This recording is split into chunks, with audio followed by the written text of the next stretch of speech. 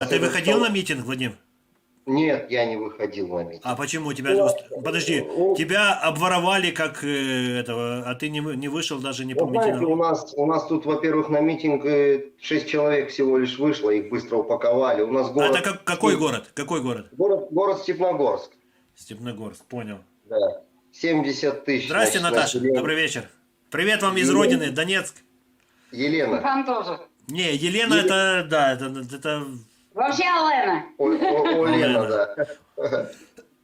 Олена, а вы больше за Донецкую Народную Республику или за Хохлов? Ой, я не знаю даже, как там сейчас у вас происходит, что. Ну, вы Я знаете, вообще да, за мир. прошел референдум, Луганск и Донецк сделали две республики, Луганскую народную и Донецкую народную.